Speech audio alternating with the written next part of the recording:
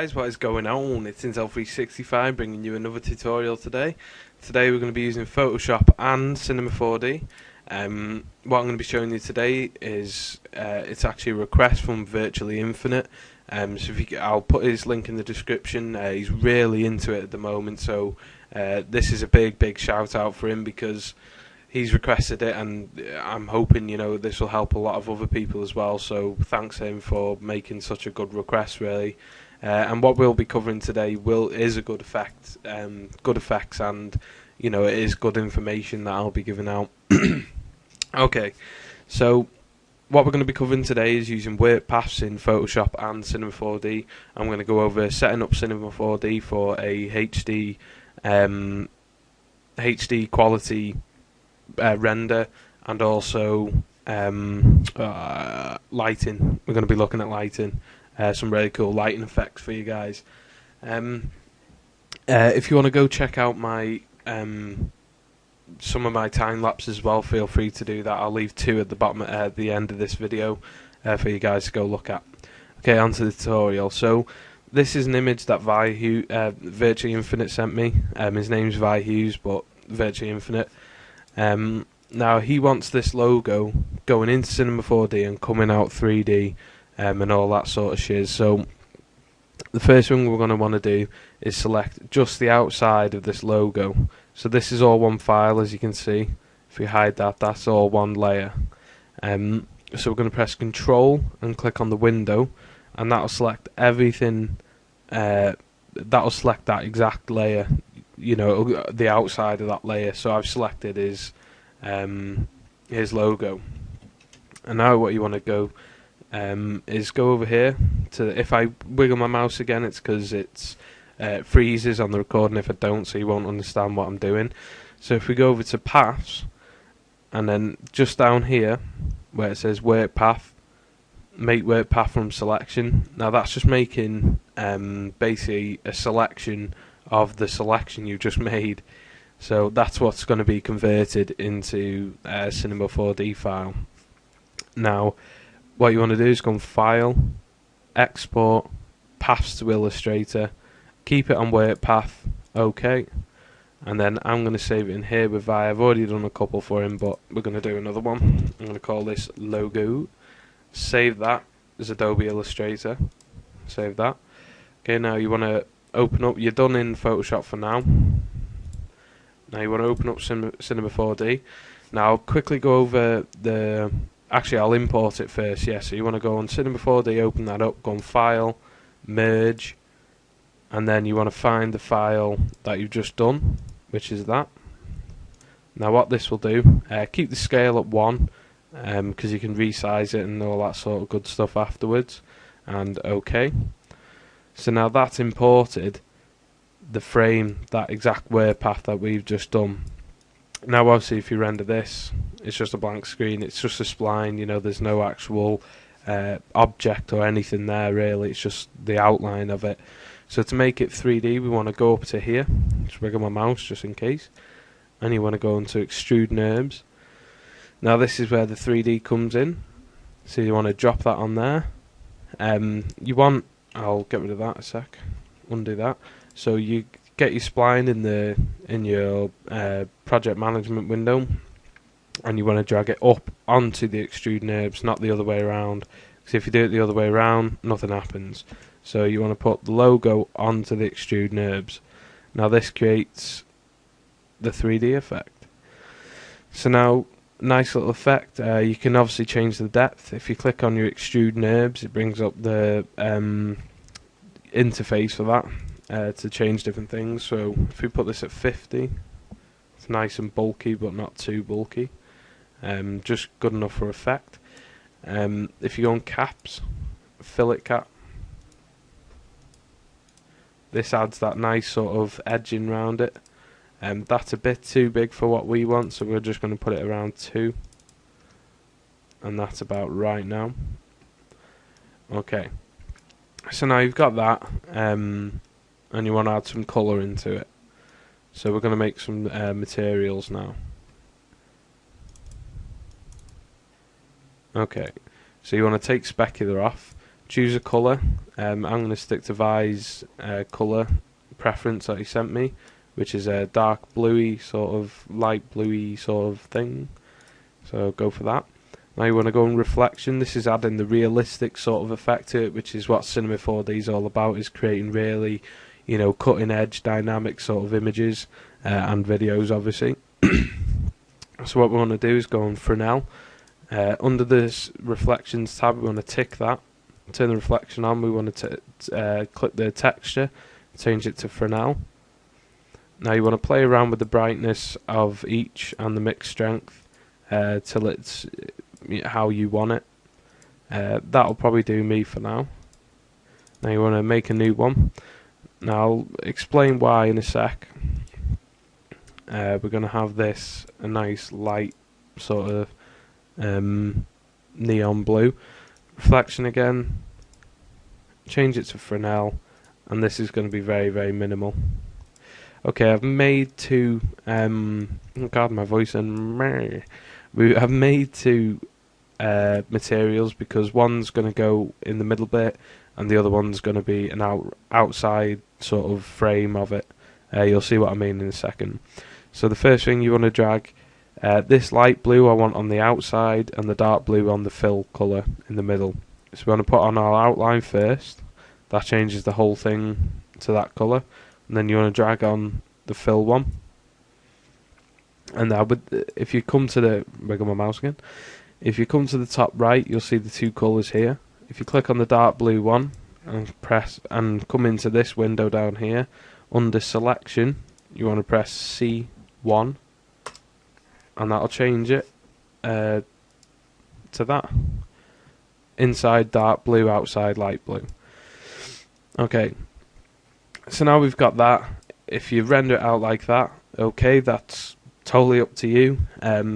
Obviously you haven't watched the render settings yet, but totally up to you, and that will be fine for whatever you want to use it for. But if you want some realistic lighting and to really see the reflection, this is what we're going to do now. So you want to add a plane. Just wiggle my mouse again just in case. It drives me mad. You want to lead the plane directly underneath it. If you're not sure if it's directly underneath, if you come up to this up here, that's your move tool, that's your zoom in, that's your rotate.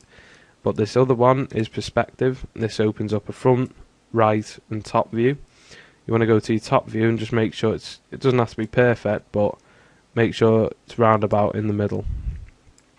Okay, and now while you've got your plane selected, you want to press Control C, and that duplicate. Okay, it hasn't. While you've got your plane selected, Control C, Control V. There you go. And now you want to bring this one up here. The green's your y-axis, red is your x, and blue is your z. So that's for moving around, all your objects and stuff like that. So we're just going to move ours up to the top.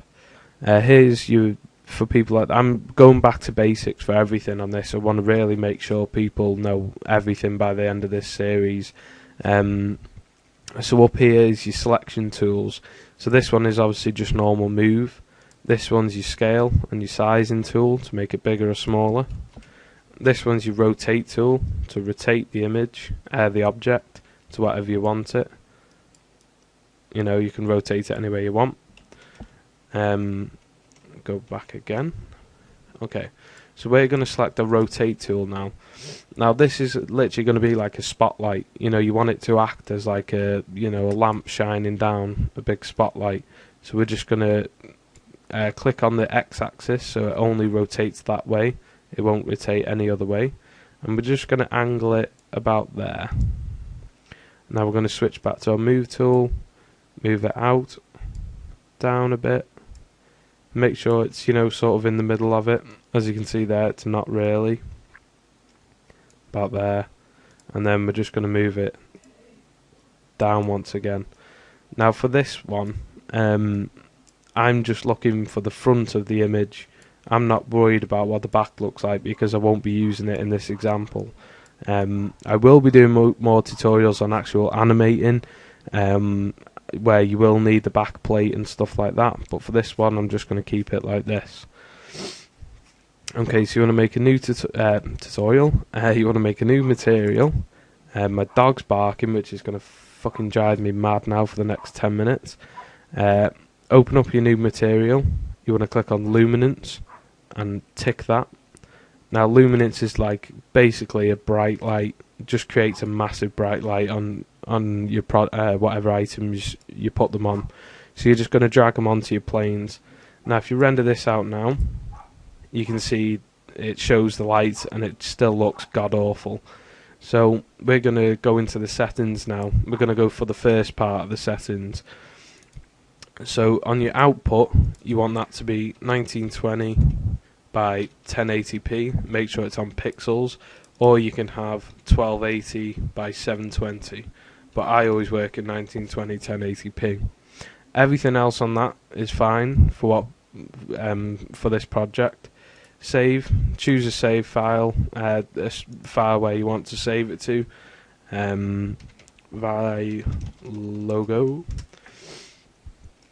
So I've chosen that. That's where I'm going to save it to. If you go on format, you want it to be PNG because you don't want anything behind. You don't want a background. You want to take it straight back into Photoshop just as the logo, so you can edit it even more in Photoshop. And you want to make sure alpha channel's ticked, and that's it on that one. That's everything done there. Nothing on multipass. Leave that. Anti-aliasing, you want to put it on best and leave it on still image. Options, leave them all the same. Stereoscopic, you don't need that on. But you want to go into effects now. Go on ambient occlusion. Click that. Don't mess with anything of them. Shake my mouse again. And global illumination. Don't touch anything on there either. Okay. Now if you render this out now, it takes a little bit longer because you've added the effects. But look, there again, it's showing the white screens and we don't want them. So if you click on the top right, click on your plane, each of your planes, and you want to right click, Cinema4D tags, compositing, and under the comp tag, you want to, where it says seen by camera, you want to take that off. Same for the other one, do exactly the same, Cinema4D tags, comp, and seen by camera, untick that. So now when you see it, it'll just render the logo. Now I use this a lot. I use this, and if that's getting a bit annoying while you're editing, just untick that so you can edit. Pick a nice view that you want. I'm going to have mine about there. Put it back on, because if you untick it there, it'll take the effect of the actual light off. So that just looks more shiny, looks more realistic. You can have a really good play around. If it was me doing a project now, like in my other time lapses, I take a long time setting up my lighting. So I'd be sort of resizing this to different things. I'd be adding more if I need to, and stuff like that. So we're just going to put ours here for now. Add that in. See what this looks like. Yeah, it's pretty good. Pretty good. The next lighting I'm going to show you, which is another cool effect, if I get rid of them. Keep your logo there. Now you want to make a cube up here. Cube. Just one. Now you want to make this cube huge. You want to literally scale it out so it's huge. You can use your scale tool, which we said before, or if you go into, if you look at the cube, there's little orange rectangle, squares, and you can resize it like that. So we're just going to make one massive cube like that. Make sure your logo's inside of it. So again, if you find it hard having a look around, you want to make sure it's inside of it like this. Go from the front view and lower that down a tad. Okay, so now we've got that. We're going to zoom inside the cube. Now what this has done is this has created a big room for us. Now if I put this on now, it's not going to show anything because there's no lighting in here. It's just rendering nothing basically. So if I just put a light in here, this is going to look really bad, but it's just to show you that there is a room there. It'll take a bit longer than usual. There you go.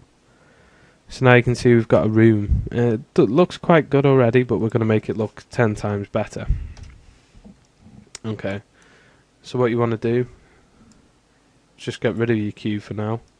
You want to go on planes again, add a plane, and you want to make sure the size is about that big. Yeah, about that big. And then you want to go up, shape mouse again, not in there. You want to go up to this one, and choose cloner, wherever that may be. Okay, it's not in there. Where's the cloner? I'm sure it's always in there. It might be in MoGraph effect. Oh right. Normally, because I've just updated from R12 to R13. Normally it's in that one, but it's not. It's on MoGraph. So if you're running, if you're running R13, then it's in MoGraph cloner. If not, it'll be in this one here. So MoGraph cloner, and you want to drag your plane onto your cloner. Now if you look now, this has created three planes. Click on your cloner, this opens up the interface again. Instead of linear, you want it on grid array. Now you'll see why in a second. And then you want the count to be 333 for now. This is how many actual planes there are. The size, you can mess around with this, you know, sort of extend it out as long as you want, but we're not going to do that.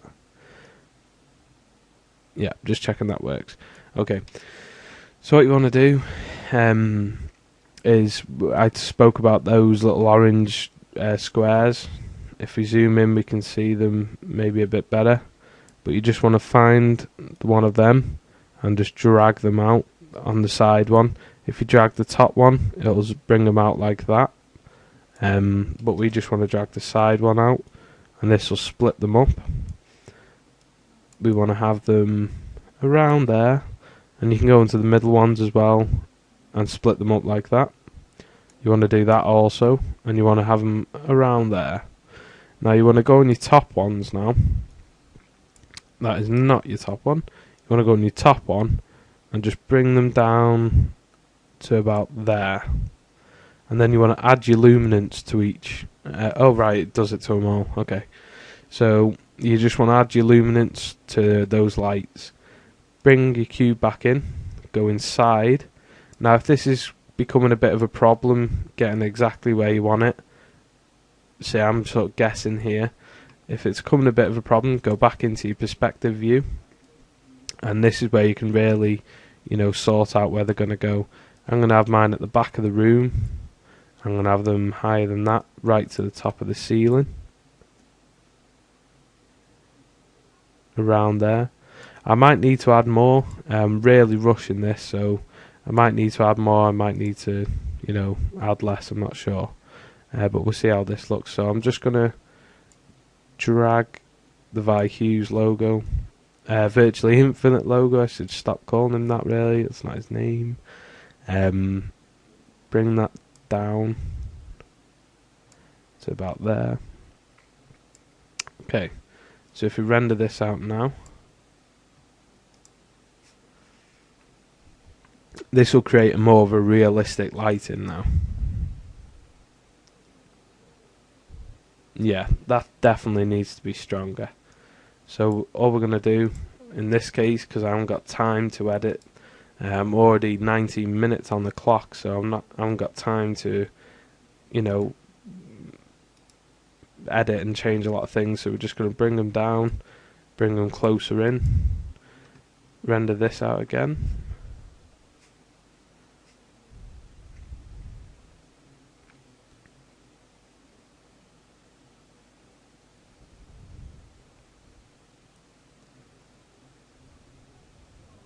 Okay, cool. So that's created a nice light effect. You can put boxes around them and stuff like that. So what we're going to do now is add a colour to the actual box just so it looks a bit brighter. So we're just going to go on colour and add a bit of a brighter white. Add that to the box. Render this out again. If you don't want them lights to be seen by the camera, which a lot of people won't, obviously do the same again, going the tags and seen by camera, take that off. But this creates a really nice effect, a nice room sort of effect. If you want a floor, you know, if you want the floor being in there, you can add a floor, or just simply bring your cube up.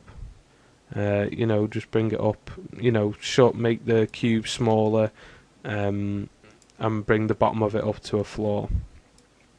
So that's how people get that sort of effect with the room. I will put a tag on it just so people can see what it looks like without. Seen by camera off. I'm going to put it about there. Now this obviously won't be saved as a PNG because you don't want it. You know, you want people to see the room. So you change that to JPEG and take the alpha channel off. So we're going to have a look at this now. And it just creates a nice sort of room effect. So that's one way. But we're going to render it out. We're going to render it out just with the normal lighting.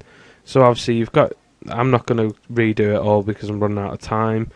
But you're going to, you've got your planes down, you've got your light shining on, you've picked a nice angle that you want.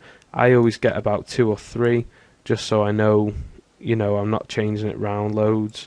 So I might get one there, I might get one over here, and one right in front. So you've got your logos. Everything's set up when you save, all the right settings are all set up. Ambient occlusion and global illumination is on. And now click the middle render button. I don't know if you saw that, I'll wiggle my mouse. These 3 here, that's the preview. This one's your settings, and the middle one's the actual render to the saved project. So we're just going to render that out now. And that's obviously not rendered anything because I've got no lighting. Okay guys, I hope you enjoyed that tutorial. It's an introduction to Cinema4D, some lighting effects, some setting up your actual Cinema4D file. I've also gone over exporting 2D objects, making them 3D in Cinema4D. Really cool effect for logos. So I hope you enjoyed this tutorial. I'm going to have another one coming out tomorrow or the day after, which will be Photoshop, a good Photoshop tutorial for background designs and desktop designs, also using Cinema4D and another cool lighting effect. Alright guys, take care.